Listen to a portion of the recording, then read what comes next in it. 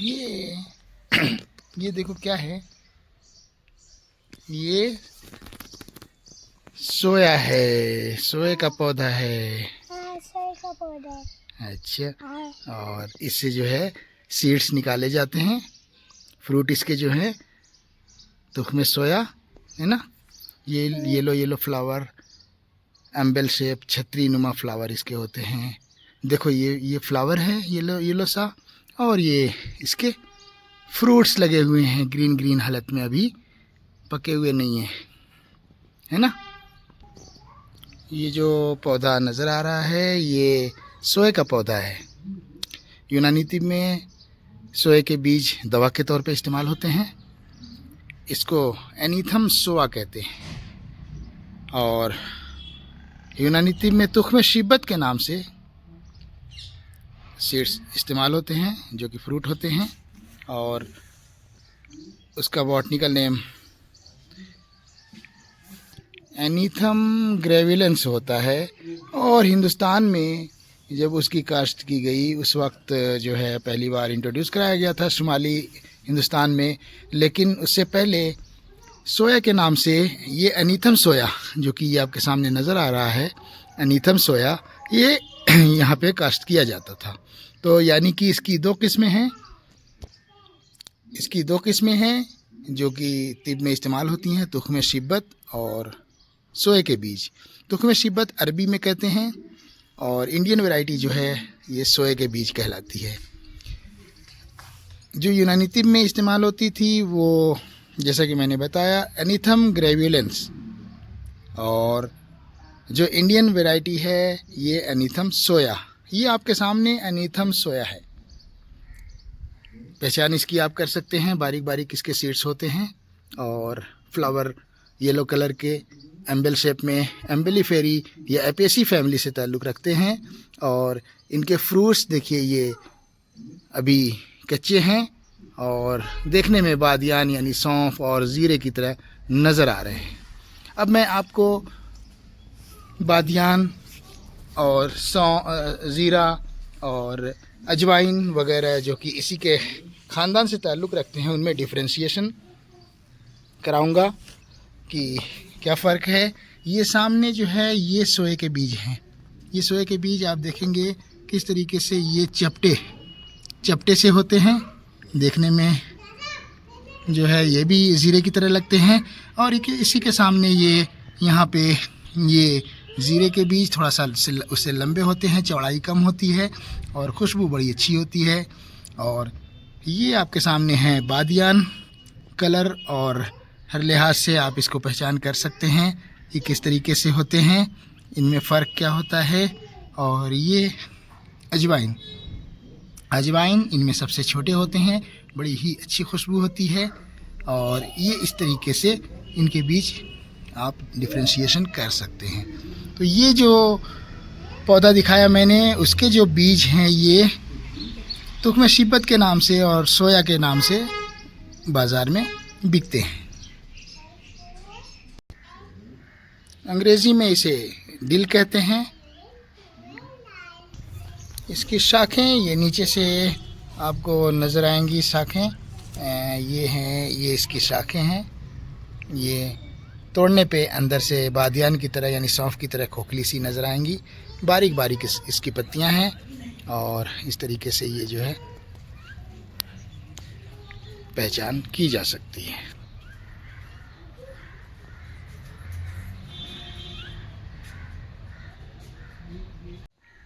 मज़े में ये तल्ख़ होता है, इसका जायका जो है तल्ख़ और बदमज़ा होता है, यानी बहुत अच्छा टेस्ट इसका नहीं होता है।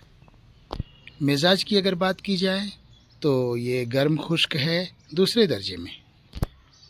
इसके अफ़ाल की बात अगर की जाए तो ये जो है इसका एक्शन है ये मुहल्लिल है यानी एंटी इन्फ्लेमेटरी है, मुसक्किन एनाल्जेसिक है, मुंज़िज़ मवाद है यानी मादों को पकाता है, मुफ़त्तिह सुदद है यानी कि सुद्दों को खोलता है, ऑब्स्ट्रक्शन को खोलता है, मुदिर हैज़ है यानी औरतों में एमिनोरिया की कंडीशन में इसको मेंसेस जारी करने के लिए इस्तेमाल किया जा सकता है। मुखरिज संग गुर्दा व मसाना है गुर्दे और मसाना की जो पथरी होती है उसको बाहर निकालने में भी मदद करता है।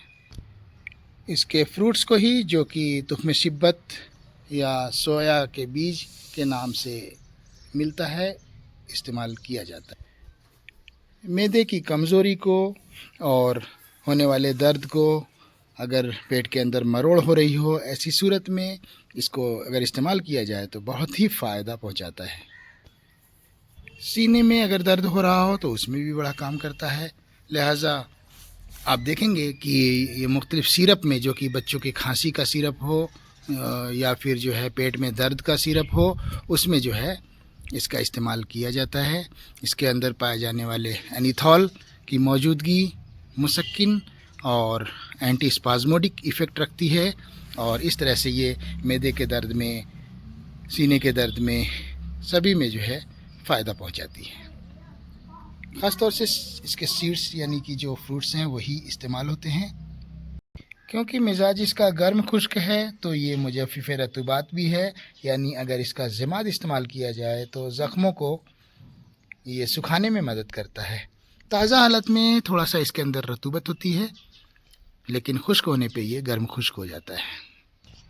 अगर इसको रोगन ज़ैतून में पकाकर लगाया जाए, मालिश किया जाए, तो बड़ा ही अच्छा नींद आवर है, यानी कि बेख्वाबी को भी दूर करता है।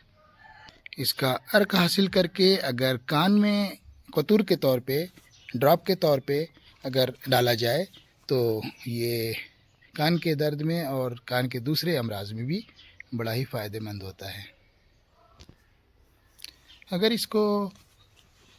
इसका पेस्ट बनाकर और किसी तेल में लगाकर, मिलाकर, पकाकर पेट पे लगाया जाए तो बड़ा ही अच्छा दस्तावर होता है, यानी कब्ज़ को दूर करता है। अगर इसको पीसकर और शहद में के साथ पकाकर पेट पे बांधा जाए या ज़माद लगाया जाए तो कब्ज़ की सूरत में ये फ़ायदा देता है और दस्तावर होता है। इस तरह से ये बहुत ही मुफीद साबित होता है। इसकी थेरेपेटिक डोज 2 से 3 ग्राम बताई जाती है।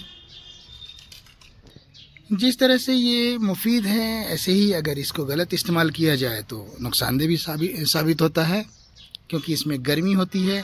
लिहाजा अगर इसको ज़्यादा वक्त तक और ज़्यादा मिक़दार में इस्तेमाल किया जाए तो ये दिमाग पे बुरा असर डालता है, आँख की रोशनी पे असर डालता है। इसी तरह ये गुर्दे के लिए भी नुकसानदेह है अगर ज़्यादा मिक़दार में इस्तेमाल किया जाए या लंबे वक्त तक इस्तेमाल किया जाए तो। अब इस मज़रत से बचने के लिए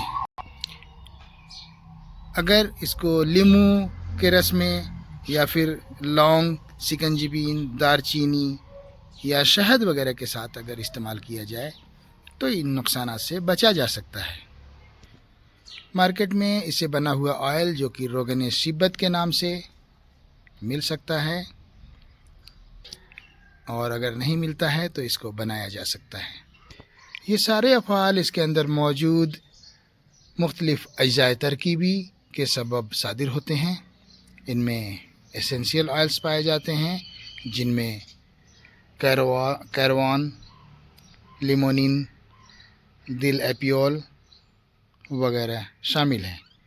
इसके अलावा फेलेंड्रीन, दिल ईथर, एस्ट्रेगोल और एनीथॉल बहुत ही ख़ास हैं।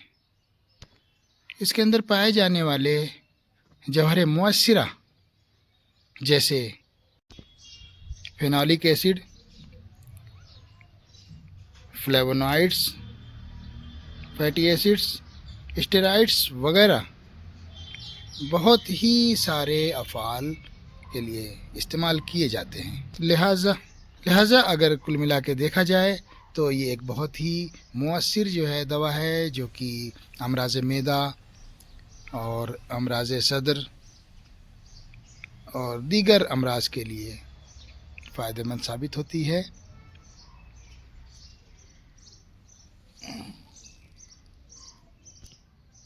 उम्मीद है कि आप लोगों को सोए और शिब्बत से मुतल्लिक अहम और मालूमाती जानकारी दस्तयाब कराई गई है, और आइंदा किसी और प्लांट के साथ फिर हाज़िर होंगे। शुक्रिया।